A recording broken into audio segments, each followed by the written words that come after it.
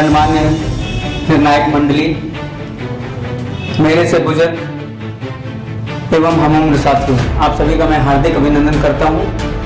और आज मैं कुछ पहले अपने जो हमारा विषय वस्तु है इसमें बोलने से पहले कुछ एक दो तर्क देना चाहता हूं कि हम कब तक खुद को महान कहेंगे। सबसे पहले मैं एक बात बताना चाहता हूं कि क्या आपने कभी ये आत्ममंथन किया है कि हमारा जो पौराणिक विज्ञान तकनीक था और जो वेस्टर्न एजुकेशन सिस्टम और वेस्टर्न टेक्नोलॉजी थी, वो दोनों में से महान कौन था? मैं आपको एक छोटा सा एक्सप्लेनेशन दे रहा हूँ कि रामचरितमानस या हनुमान चालीसा आप सुने होंगे, पढ़ते भी होंगे आप लोगों में से सभी लोग। उसमें एक पंक्ति लिखा हुआ है, युग सहस्त्र योजन पर भानु। इसका तात्पर्य होता है कि पृथ्वी से सूर्य की दूरी, जो कि युग सहस्त्र योजन पर भानु का भी तात्पर्य यही होता है। हिंदी में आप लोग मतलब निकालेंगे तो आप लोगों को समझ में आएगा। युग मतलब होता है 12,000, सहस्त्र मतलब होता है 1000, योजन मतलब होता है 8 मील। अगर आप सभी को मल्टीप्लाई करेंगे, गुना करेंगे तो इसका मतलब आएगा 15 point something kilometre, 15 crore kilometre, जो कि पृथ्वी से सूर्य की दूरी है, जो कि तुलसीदास ने 16वीं शताब्दी में ही बता दिया था।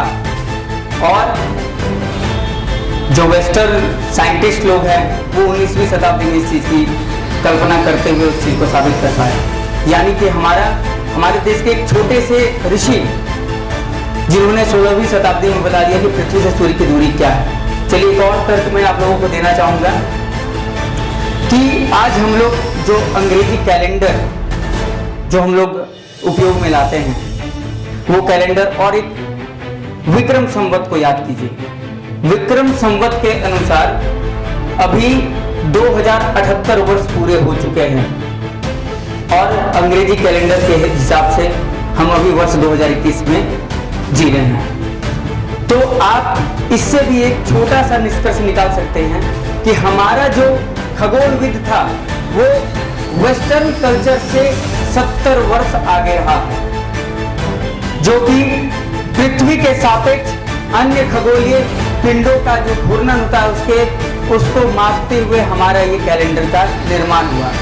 यानी कि आप समझ सकते हैं कि हम एक ऐसे राष्ट्र से ताल्लुक रखते हैं जो कि साइंस के, विज्ञान तकनीकी की दुनिया में उस समय ही इतना विकसित था, लेकिन बौने इतिहासकारों ने ये चीज हमारे साथ ज्यादती की, जो हमारे सामने इन सब चीजों को नहीं रखा गया और हम लोग धीरे धीरे इन सब वैदिक कल्चर के बारे में जान रहे हैं। तो आप लोग अभी मन में सोच रहे होंगे कि मेरा ये तर्क देने का क्या वजह था। एक पंक्ति है, त्याग तपस्या तपोभूमि का वासी पूछ रहा हूं मैं, डमडम की डमरू वाला कैलाशी पूछ रहा हूं मैं, कि जब इतने इतने वीर हमारे देश में थे, पृथ्वीराज चौहान, शिवाजी महाराज, महाराणा प्रताप, तब हमारा देश ये 800-600 वर्ष गुलाम क्यों रहा? कभी तुर्कों का गुलाम रहा, कभी अंग्रेजों का गुलाम रहा। इसके पीछे का वजह किसी ने सोचा? इसके पीछे का सबसे बड़ा वजह है कि हमारे देश की युवा शक्ति कभी एक नहीं रही। ये सबसे बड़ी हमारी लांछना के शब्द है कि हमारा युवा शक्ति कभी एकजुट नहीं रहा।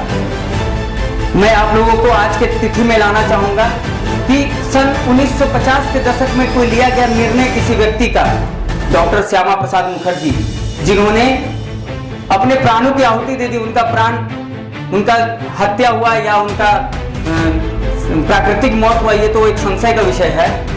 लेकिन 1950 के दशक में उन्होंने एक प्रण लिया था कि एक देश, दो विधान, दो निशान, दो प्रधान, नहीं चलेगी कह के नारा लगाते हुए वो जब कश्मीर में कूच किए तो उनको अरेस्ट कर लिया गया और 5 दिन के बाद उनकी मौत हो गई हाजत में, मतलब लॉकअप में।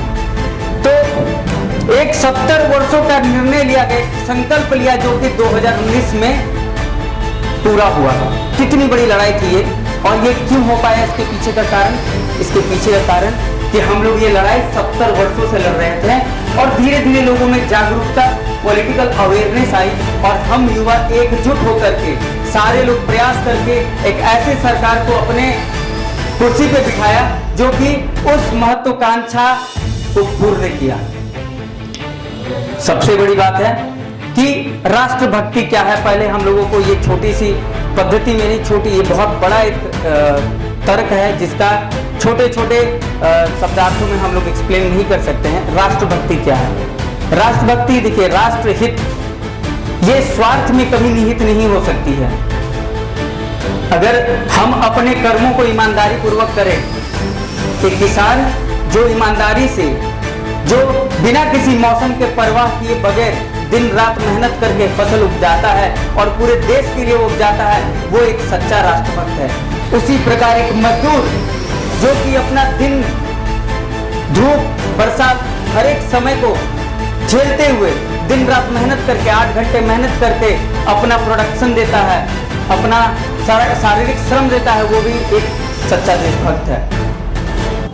एक शिक्षक जो कि हमारे आने वाली पीढ़ियों को शिक्षित कर रहा है और उसे प्रबुद्ध बना रहा है, शिक्षित बना रहा है, वो भी हमारे देश के लिए एक देशभक्त के तौर पे ही गिना जाएगा और वो देशभक्त ही है। एक ईमानदार कर्मचारी, चाहे वो किसी भी दफ्तर का हो, एक ईमानदार नेता, एक ईमानदार शहरी या एक ईमानदार देश का नागरिक, वो देशभक्त है और वो राष्ट्रहित में उसकी सारी परिकल्पनाएं की है।